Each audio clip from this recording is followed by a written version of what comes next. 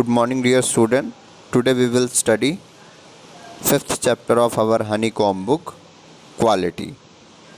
Quality is a story of a shoemaker. This title depends on the quality of his work and the observations of his art. Okay, because this shoemaker has worked very hard and treated his work as an art. Okay, so let's see the first para of the story. I knew him from the days of my extreme youth because he made my father's boot. Okay, so author known this shoemaker very earlier age because made his father's boot also. He lived with his elder brother in his shop, which was in a small by street in a fashionable part of London. Okay, this shop is situated in a small by street of London. Okay, and he always lived with his elder brother in the shop. The shop had certain quiet distinction. There was no sign upon it then the name of Jesler Brothers, and in the window a few pairs of boots. Okay, the shop has no decoration, no holdings, no advertisement and all. He has only few pairs of boot, those who shifted in the window, and a board with the name of Jesler Brothers. He made only what was ordered, and what he made never failed to fit. To make such boots as he made seemed to me then, and still seems to me, mysterious and wonderful. Okay, so his boots were very long lasting, okay, and always fit to size because he works very sincerely and very hard work.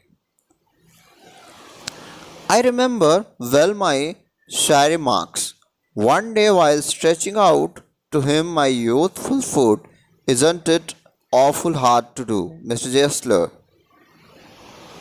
So one day when he asked for his a pair of boot, that Mr. Jesler, sometime your boots are not fit to my feet. And he answered, giving me a sudden smile from out of redness of his beard, it is an art. Okay, it's UK English. That's why he's speaking like that. It is an art. Okay, when he asked that you are doing so well your work, then he answered, it is an art. Okay, so next para. It was not possible to go to him very often. His boot lasted terribly because he was making very good boots. That's why customers cannot be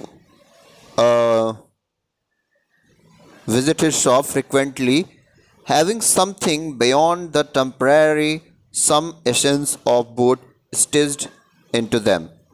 One went in, not as into most shops, but restfully as one enters a church, and sitting on a single wooden chair waited. Okay, because very few customers went to his shop, so he sat on a wooden chair and waiting for the customer. A guttural sound, the tip-tap of slippers beating the narrow wooden stairs. He would stand before one without coat, a little bent in leather apron. Apron is just kind of a cloth, okay,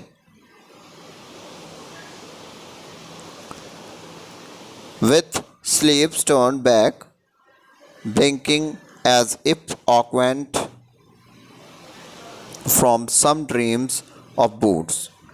Okay, so once a customer went to his shop, so he has to wait because customers did not visit frequently in his shop, so he went to his home.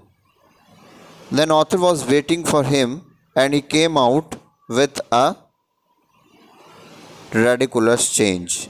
And I would say, how do you do, Mr. Jessler? And author asked for his help. How do you do, Mr. Jessler?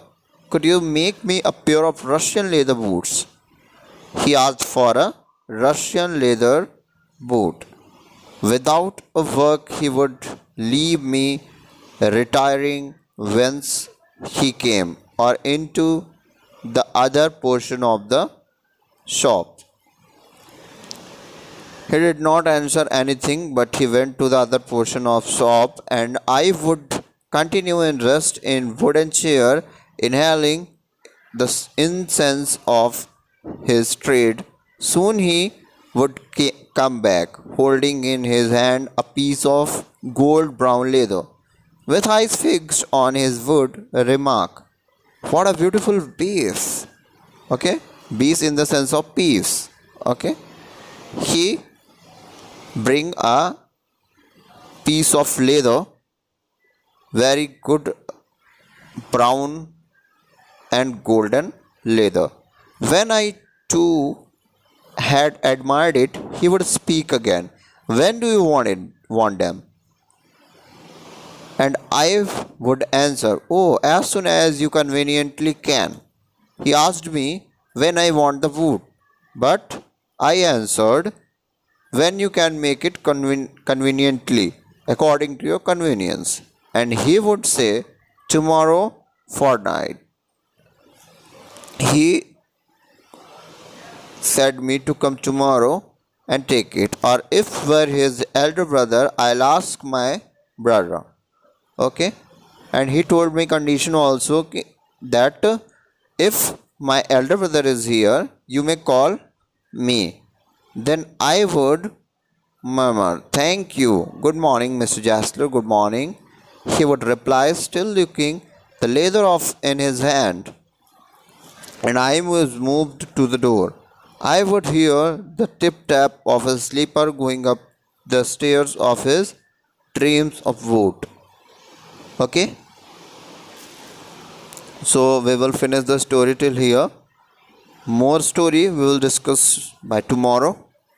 So student, till here author has ordered a Russian leather boot to Mr. Jessler, and Mr. Jessler took his order and making his boot. So in the next part we will see how he made the boot. Okay, thank you, have a good day.